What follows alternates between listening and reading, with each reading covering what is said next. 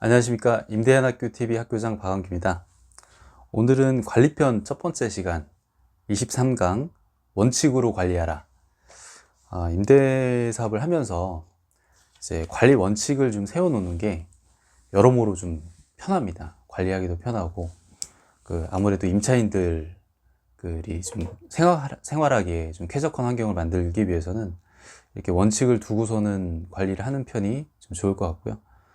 앞서서 투자에도 저희가 원칙을 강조드렸는데, 관리도 마찬가지로 몇 개의 원칙을 세워놓고 이제 일종의 이제 기계적으로 그렇게 원칙에 따라서 관리를 해나가면 아무래도 이제 수월한 부분이 많아서, 저는 이제 원칙을 좀 세워놓고 그 원칙 안에서 관리를 하는 편인데, 저는 이렇게 5가지 원칙을 좀 세워놨습니다.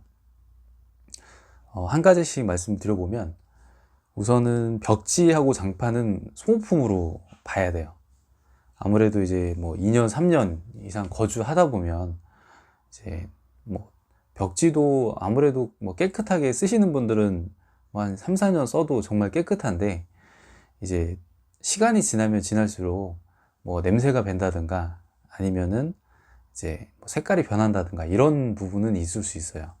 근데 그거에 대해서 너무 스트레스 받고 이제 임차인 나갈 때마다 그걸 이게 이제 누가 잘못했네 아니면 원래 이랬네 그런 거보다는 이제 아무래도 사람이 살면서 이제 발생하는 그런 이제 냄새라든가 장판 같은 경우에는 살면서 발생하는 그런 이제 손상이라든가 이런 부분은 그냥 좀 어쩔 수 없이 발생했다고 이렇게 생각하는 게 마음도 편하고, 대신에 이게 가장 큰 비용 때문에 그렇죠. 비용이 아무래도 이제 발생을 하니까 적지 않게, 그리고 매년 또 이제 이런 도배 장판에 대한 비용이 올라가죠.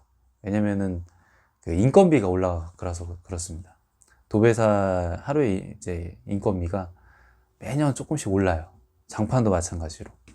그러니까 이런 부분을 쉽게 이렇게 못 바꿔주는 게 이제 수익률에 또 연관이 있기 때문에 그런데, 후반부에 또 말씀을 드리겠지만, 도배하고 장판 정도는 임대인이 하게 되면 정말 수월한 면이 많아요.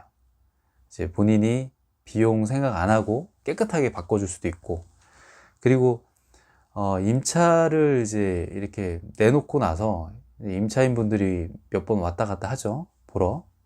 근데 한 3-4팀 보고 가면서 똑같이 얘기를 해요. 예를 들어서 도배가 좀 그렇다, 장판이 그렇다. 어쨌든 바꿔줘야 돼요, 그렇게 되면. 그러니까 아예 그냥 이제 딱 봐서 정말 이제 흠잡을 거 없이 깨끗하다 그러면 모르겠지만, 어느 정도 사용감 있다 그러면 바꿔주는 게 좋습니다. 네, 도배하고 장판을 임대인이 이제 하게 되면은 재료비만으로도 이제 교체가 가능하기 때문에, 제가 이거는 저의 원칙이긴 해요. 이게 저도 원래 이제 도배 장판을 안 했을 때는, 제가 직접 시공을 안 했을 때는 비용이 너무 이제 소요가 되니까 이거를 좀 어떻게 하면은 좀 잘 깨끗하게 쓸 수 있을까, 이걸 특이하게 될까. 근데 그게 소용이 없어요. 어쨌든 벽지하고 장판은 이제 소모품으로 생각을 해야 되기 때문에, 특이하게로 관리한다고 해도 이제 일정 부분 한계가 있습니다. 그래서 이 부분은 이제 소모품으로 생각하고 바꿔주는 게 좋다 이렇게 생각하고요. 두 번째는 수리와 보수가 끝난 다음에만 임차를 한다. 사실 임대인이 이 집에 대해서 가장 잘 알고 있죠. 임차인분들이 집에 와가지고 집을 아무리 꼼꼼하게 돌려본다고 해도 10분을 넘진 못해요. 물 틀어보고 어디 보고 그렇게 오래 걸리지 않습니다. 소형 아파트 같은 경우에는 또 집도 작다 보니까. 근데 이제 임대인 같은 경우에는 이 집을 계속 봤고, 그 전에 임차인이 얘기했던 부분도 있고 하기 때문에 가장 이 집에 대해서 잘 알고 있죠. 그래서 수리할 부분이 어떻고 보수해야 될 부분이 어떻다 이런 거는 다 잘 알고 있는데, 이제 비용 때문에 그럴 수도 있고 시간이 없어서 그럴 수도 있고 그냥 임차를 해버리면 살면서 그 부분이 또 민원으로 들어옵니다. 이거 좀 바꿔줬으면 좋겠다, 이거는 그때 미처 못 봤던 건데 이렇게 됐다. 그 부분이 다 와요. 안 올 수가 없어요. 왜냐면은 사는 사람들 같은 경우에는 이제 그 부분이 직접적으로 자기한테 불편함으로 다가오기 때문에, 이런 부분은 웬만하면 다 이제 수리 다 끝나고 본인이 생각했을 때 이 정도면은 완벽하다, 내가 이제 뭐 놓치지 않은 부분이 없다. 이렇게 되면은 이제 임차 주는 게 낫습니다. 그 임차 주면서도 좀 이렇게 마음적으로 좀 걸리는 부분이 있는 그런 것들은 반드시 나중에 그게 또 민원으로 들어와요. 그래서 수리와 보수가 시간이 좀 걸리더라도 깔끔하게 하고 하는 게 나중에 더 좋고 임차인들한테도 좀 쾌적하고요. 이런 부분이. 세 번째는 이제 보일러 부분인데, 보일러 부분은 이제 임차 물건이 많아지다 보니까 이런 부분이 계속 발생을 해가지고 이제 제가 이걸 넣은 건데, 기본적으로 10년 이상 쓰는 보일러도 있어요. 뭐 지금 이제 임차 목적물 하나는 거의 한 10년 가까이 보일러 한 번도 고장 안 나고 이제 쓰는 데도 있고, 이제 보통 제일 많이 나가는 게 고장이 나는 게 순환 펌프 쪽하고 뭐 산방 밸브라고 해서 이제 온수하고 냉수하고 합쳐지는 그 조절하는 밸브, 그게 또 고장 나면 뭐 온수만 나온다든지 냉수만 나온다든지 한쪽만 나오고 이렇게 고장이 나는데, 그런 소모품을 이제 교체해 줘가지고 10년 이상 가는 경우도 있고 아예 고장 한 번도 안 나는 경우도 있어요. 근데 그거는, 보일러는 사실 임차인이 어떻게 쓰느냐에 따라서 뭐 고장이 나고 안 나고 이런 거보다는 보일러 자체적으로 수명이 있습니다. 근데 그 수명을 뭐 10년을 보느냐 뭐 5년을 보느냐, 그거는 뭐 나름 결정할 수 있는데, 저는 한 7년 정도를 딱 그냥 마음적으로 봐요. 뭐 5년 하기엔 너무 짧은 것 같고 10년 너무 길고, 중간쯤에서 한 7년 정도. 그래서 7년 정도 됐을 때는 그냥 교체를 해준다고 생각하고, 만약에 이제 어떤 집에서 뭐 이것 때문에 고장이 나서 수리를 하겠습니다 그러면은 보일러 기사 이제 섭외해서 수리하고, 그 다음에 또 어디가 고장 난 것 같습니다 그러면 아예 그냥 교체를 해버립니다. 그게 더 나아요. 한번 이제 그 고장이 났는데 계속 연속적으로 발생하는 고장 같은 경우에는 보일러 자체적으로 좀 문제가 있을 수도 있고, 그리고 보일러 자체가 또 구조가 그렇게 복잡하지가 않아요. 보면은 보일러를 저도 이제 좀 공부를 해보니까 이게 뭐 엄청 복잡한 구조는 아닌데, 대신에 고장이 잘 나는 부분은 있고, 그거를 고쳐줬음에도 불구하고 이제 고장이 난다 그러면 그거는 이제 수명이 다한 거라고 보고 그냥 교체하는 게 낫습니다.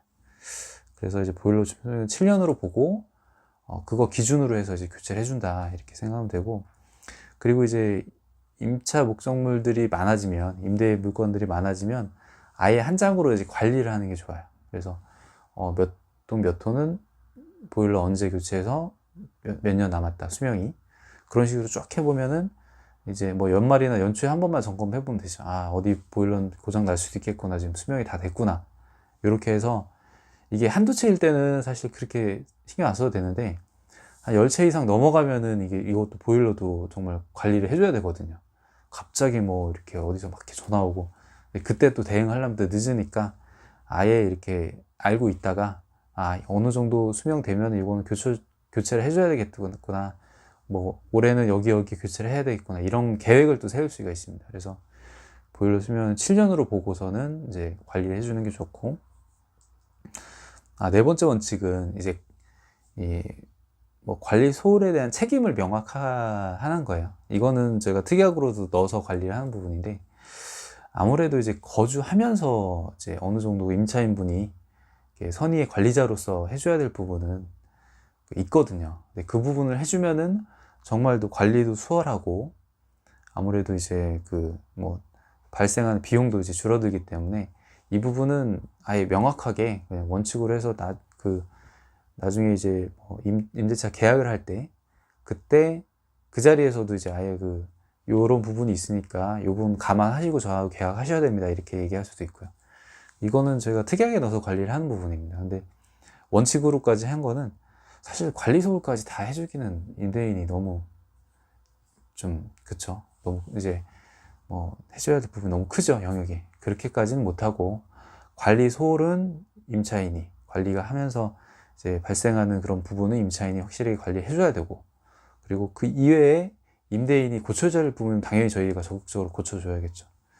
그래서 네 번째 원칙은 이런 임차인한테 이끌려 다니지 않도록 그렇게 제가 넣어놓은 거예요. 뭐 관리 소홀까지 이렇게 해줘야 될 그런 뭐 의무는 없어요. 뭐 이제 당연히 뭐 저는 이제 형광등이나 이런 부분 소모품이니까 다 교체해주고 하는데, 전 아예 그냥 LED로 다 바꿔버립니다. 집 구입을 하게 되면 제가 다 바꿔요. 모듈 사가지고 요즘에 이제 등박스 전체를 안 사도 되고 모듈만 사서 이제 갈아 끼면은 LED로 바로 이제 변신을 하는 거죠. 형광등에서. 뭐 형광등 같은 경우에는 형광등 자체의 문제도 있을 수 있는데 거기에 안전기라는 이제 형광등 이제에 맞는 전류를 바꿔주는 안전기가 있어요. 그 안전기가 고장 나면 그건 어차피 다 바꿔야 되거든요. 그런 경우에 대비해 가지고 저는 아예 LED로 바꾸면 한 5년 정도는 뭐 신경 안 써도 되는 것 같아요. 최소한 5년. 더 이상 쓸 수도 있겠죠. LED 같은 경우에. 그래서 관리 소홀로 이제 발생하는 부분에 대해서는 임차인이 딱 책임지고 그 이외에 임대인이 해줘야 될 부분 그런 것들은 아예 그냥 이제 LED로 바꾼다든가 신경을 안 쓰게끔 다 해놓고 그렇게 하면 사실 연락 올 일이 별로 없어요. 임차인한테. 이제 마지막으로 5번째는 가장 품질 좋은 제품. 이거는 제가 해보니까 싼 거는 그만큼 또 이제 값을 해요.